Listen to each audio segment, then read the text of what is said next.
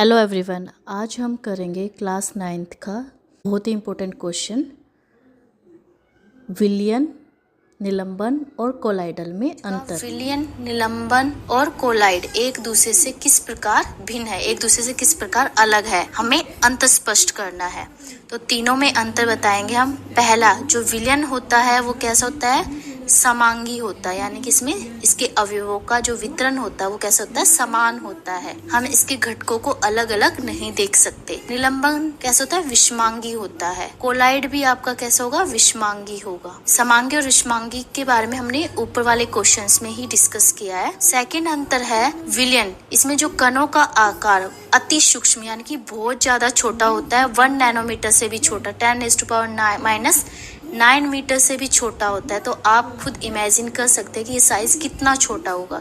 इन्हें हम नग्न आंखों से नहीं देख सकते। लेकिन निलंबन में कणों का आकार मध्यम होता है, जनरली 100 नैनोमीटर से बड़ा, इसलिए इन कणों को हम आंखों से देख सकते हैं। जो कोलाइड होता है उसमें जो कणों का आकार होता है निलंबन से छोटा और विलयन से बड़ा, यानी कि 1 नैनोमीटर और 100 नैनोमीटर के बीच का होता है। कई केसेस में हम इसके अवयवों को देख पाते और कई बार नहीं देख पाते। जो विलयन होते हैं वो पूर्णतः पारदर्शी, यानी कि इनके हम आर पार देख सकते हैं, पारदर्शी होते हैं। निलंबन आपके पारदर्शी नहीं होते। और जो कोलाइड होते हैं वो आपके पारभासी होते हैं, यानी कि धुंधला सा नजर आता हमें।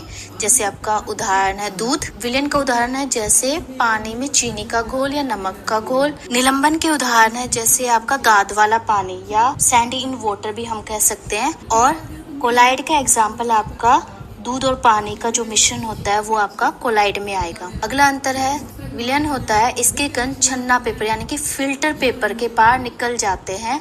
फिल्टर पेपर के ऊपर कुछ भी नहीं बचता, उसके आर पार ये चले जाते हैं। जो निलंबन होता है इसके कण छन्ना पेपर के पार नहीं निकल पाते। और जो कोलाइड होता है इसके कण छन्ना पेपर यानी कि फिल्टर पेपर के पार पूर्णतः नहीं निकल पाते, कुछ निकल जाते, कुछ ऊपर ही रह जाते हैं। विलयन जो होता है इसमें प्रकाश का प्रकीर्णन नहीं होता, यानी कि प्रकाश नहीं फैलता और ये टिंडल प्रभाव नहीं दर्शाता।